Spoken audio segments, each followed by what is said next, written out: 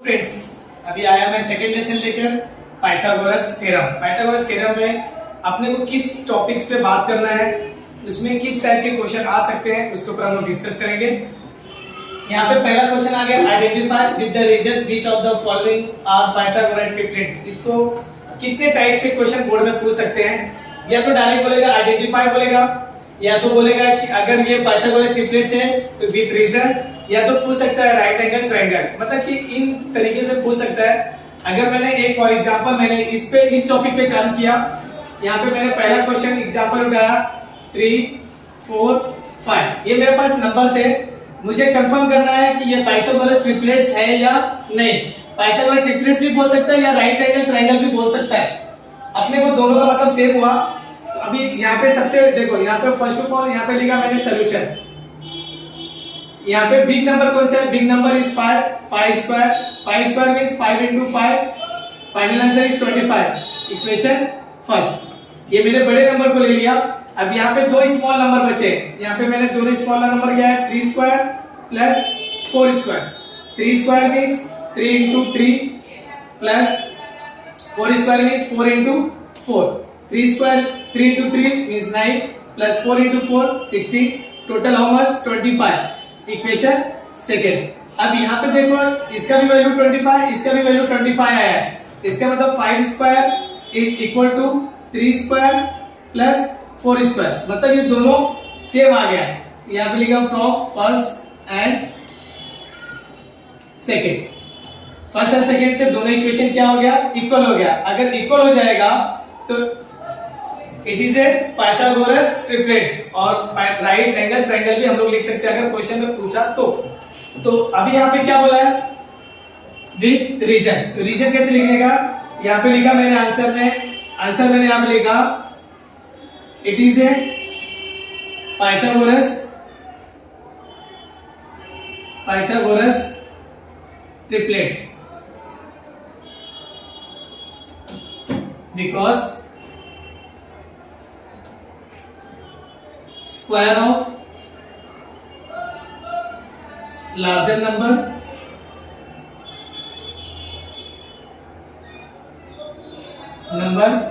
is equal to sum of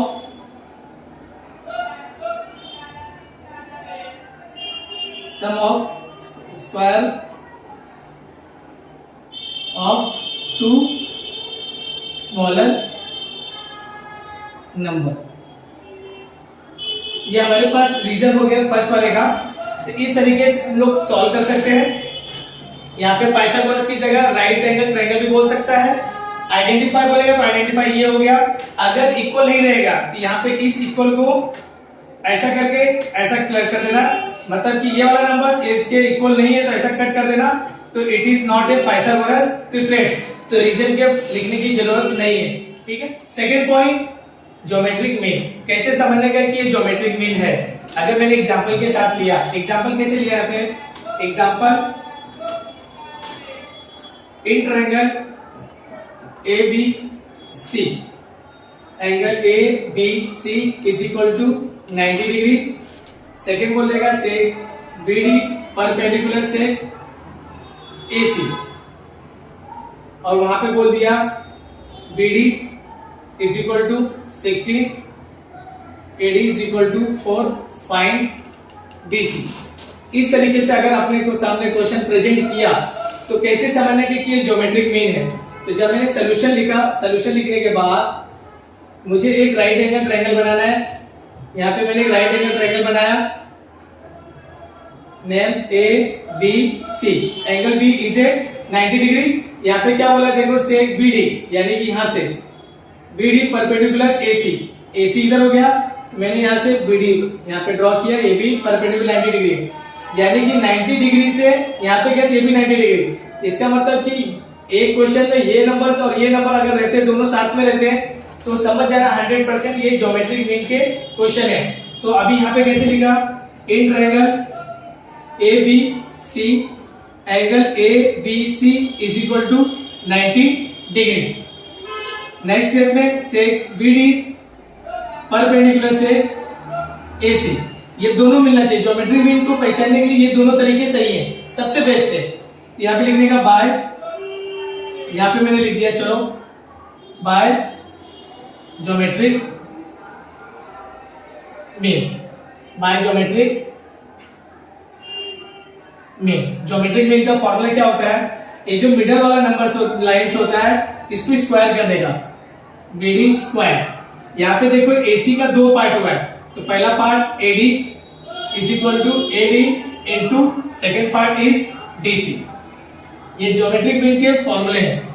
अभी BD का value क्या है क्वेश्चन में, देखो बीडी 16, यहाँ पे लिखा 16 square, AD 4 and find DC. 16 square 256 upon 4, ये मल्टीपल है, इधर आए तो divide, is equal to DC. 4 6 जा 24, 4 4 जा, डीसी कितना आ जाएगा। इस तरीके से ज्योमेट्रिक मीन के सॉल्व किया जा सकता है। Third point 30 60 90। 30 60 90 ऐसा अगर क्वेश्चन आ जाए कैसे पहचानेंगे 30 60 90 है, सिर्फ यहाँ पे ड्राइंग दे दिया, एग्जांपल्स। मैंने राइट एंगल ट्रायंगल बनाया, यहाँ दे दिया ए बी सी, यहाँ पे बी 90 दे दिया और यहाँ पे क्या दे दिया 60, ऐसे दे दिया है अपने सामने, और यहाँ पे दे दिया 12। और फाइंड करने के लिए क्या बोल देगा, find A B and find B C. इतना ड्राइंग में दिया रहेगा, इतने ड्राइंग के बेस पे पहचानना है। देखो यहाँ पे 90 दिया, यहाँ पे 60 दिया, तो 100% ये 30 होएगा। तो इसको कैसे सॉल्व करने का, यहाँ लिखा solution in triangle A B C, angle A plus angle B plus angle C is equal to 180। The sum of measure of angle of triangle is, measure of angle of triangle is 180। Angle A नहीं पता है अपने को, angle A लिखा, angle B 90 and angle C 60 is equal to 180। Angle A plus 150 दोनों को plus कर दिया is equal to 180। Angle A is equal to 180, ये प्लस 150 उस साइड गया तो minus 150। Angle A is 30 degree. इसका मतलब ये जो बैलेंस पार्ट है ये आ गया 30 डिग्री। इसका मतलब जो triangle A B C is a 30 60 90 triangle. ये कैसे हमने लिखा, 30 60 90 ट्रायंगल के ना दो पार्ट होते हैं, इसके दो फॉर्मूला होता है। Opposite side to 30 is a 1/2 of hypotenuse and opposite side to 60 is a √3/2 is a hypotenuse। मतलब इसके दो फॉर्मूले होते हैं, इसके मैं दोनों फॉर्मूले आप लोग को बता रहा हूं करके। इसके दो फॉर्मूले कैसे फाइंड आउट करते हैं, यहाँ पे देखिए। फर्स्ट यहाँ पे मैंने लिखा अपोजिट साइड टू 30 डिग्री। ये पहला केस है, opposite side to 30 degree. 30 degree लिखा, ये 30 डिग्री का अपोजिट साइड क्या है, BC। यहाँ पे मैंने लिखा BC 1/2 इंटू हाइपोटेन्यूज। हाइपोटेन्यूज क्या है, AC। तो मतलब ये अपोजिट साइड टू 30 है, 30 के सामने वाला साइड है ये, और ये AC का क्या होता है, हाफ होता है। तो BC is equal to 1/2 into AC का वैल्यू कितना है 12, 2 1 जा 2 6 जा, BC is 6। ये फर्स्ट नंबर फाइंड आउट हो गया, जो अपने को BC पूछा था यहाँ पे, इसका आंसर कितना आया 6 आया। सेकंड मुझे फाइंड आउट करना है AB। तो यहाँ पे दूसरा केस आएगा opposite side to 60 degree. 60 degree के सामने कौन सा साइड है, AB। यहाँ पे मैंने लिखा AB इज इक्वल टू, इसका फॉर्मूला होता है √3/2 इंटू हाइपोटेन्यूज। मतलब कि यहाँ पे भी हाइपोटेन्यूज रहेगा और यहाँ पे भी हाइपोटेन्यूज रहेगा, सिर्फ opposite side to 30 and opposite side to 60। ये दो फॉर्मूले हो गए, √3/2 इंटू इसका वैल्यू है 12, 12 2 1 जा 2 6 जा, आंसर इज 6√3। ये किसका वैल्यू आ गया, AB का। इस तरह से हम लोग 30 60 90 को सॉल्व कर सकते हैं। ये 30 60 90 का फॉर्मूला है, इसको ध्यान से देखिए। Next point 45 45 90। 45 45 90 मतलब कि अगर कोई ट्रायंगल उसके अंदर दो एंगल इक्वल है तो दैट इज ए, वो क्या है, आइसोस्केल ट्रायंगल। अगर किसी ट्रायंगल में दो एंगल इक्वल है तो इसका मतलब दो साइड भी इक्वल होने वाला है। अभी मैं इसको प्रूफ करके देता हूं कि अगर ये क्वेश्चन किस टाइप से देगा। सपोज मैंने यहाँ पे फॉर्मेट बनाया, एक ट्रायंगल बनाया, यहाँ पे नाम रखा ए बी सी, ये 90 डिग्री हो गया, इसको मैंने दे दिया 45 डिग्री। अगर ये इसके बाद सेम मैंने यहाँ पे कैसे सॉल्व किया, देखो यहाँ पे क्या दे दिया मैंने 6√2 दे दिया, इसका वैल्यू है 6√2। और फाइंड करने के लिए क्या बोल देगा मुझे, फाइंड करने के लिए ए बी बोल सकते हैं या बी सी भी बोल सकते हैं, दोनों में से कोई एक बोल देगा। और मुझे इस ड्राइंग के बेस में मुझे ये फाइंड आउट ए बी करना है, तो इसको कैसे सॉल्व करेगा, यहाँ पे लिखा सोल्यूशन। सोल्यूशन लिखने के बाद मैंने लिखा in triangle A B C angle A plus angle B plus angle C is equal to 180। यहाँ पे रीजन लिख दो, the sum of measure of angle of triangle is 180। उसके बाद एंगल ए नहीं पता है मुझे, एंगल ए लिखा plus angle B 90 plus angle C 45 is equal to 180। तो एंगल ए ये दोनों को प्लस कर दो, 135 is equal to 180। Angle A is equal to 180 minus 135। तो एंगल ए का वैल्यू कितना आ जाएगा 45 डिग्री। इसका मतलब इसका वैल्यू भी कितना आ गया 45 डिग्री आ गया। इसका मतलब कि अगर किसी ट्रायंगल के अंदर दो एंगल इक्वल रहते हैं तो इसका मतलब उसके दो साइड भी इक्वल रहेगा। तो यहाँ पे 45 का क्या फॉर्मूला लगेगा, 45 का फॉर्मूला यहाँ पे लगेगा, देखो triangle A B C is a 45 90 triangle. इसका मतलब यहाँ पे इसका तो देखो ये साइड और ये साइड, तो ये हाइपोटेनियस है, ये जो AC है ये हाइपोटेनियस है। और 45 का फॉर्मूला होता है 1/√2 इनटू यहाँ पे हाइपोटेनियस क्या रहेगा AC, और यहाँ पे दो साइड इक्वल है, पहला साइड है AB और दूसरा साइड है BC, ये दोनों इक्वल है। अगर किसी ट्रायंगल में दो एंगल इक्वल है तो ये दोनों साइड भी इक्वल होएगा। और यहाँ पे आएगा 1/√2 इनटू हाइपोटेनियस, जो मैंने 30 60 90 ट्रायंगल में बताया था वैसे सेम इसका भी है, लेकिन इसका आएगा 1/√2 इनटू हाइपोटेनियस। तो AB is equal to BC is equal to 1/√2 into AC का वैल्यू कितना दिया है 6√2। तो ये √2 क्या हो गया, कैंसिल, तो कितना आ गया 6। AB is equal to BC is equal to 6। तो फाइनल BC वैल्यू कितना है 6। इस तरीके से हम लोग 45 90 ट्रायंगल को सॉल्व कर सकते हैं। इस वीडियो को बहुत अच्छे से। Next point Apollonius theorem. Apollonius theorem को हम लोग क्वेश्चन जब सामने दिया रहेगा तो उसको पहचानना कैसे है।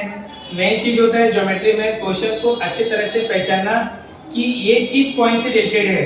अभी यहाँ पे अपोलोनियस दिया, अपोलोनियस को कैसे पहचाने, अगर क्वेश्चन में मीडियन दिया है तो समझ जाना कि ये अपोलोनियस का क्वेश्चन है।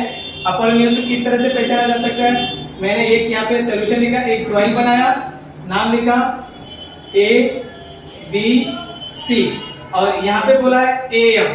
यहाँ पे ए ऑलरेडी दिया हुआ है तो मैंने यहाँ पे एम लाया, ये हो गया ए एम मीडियन।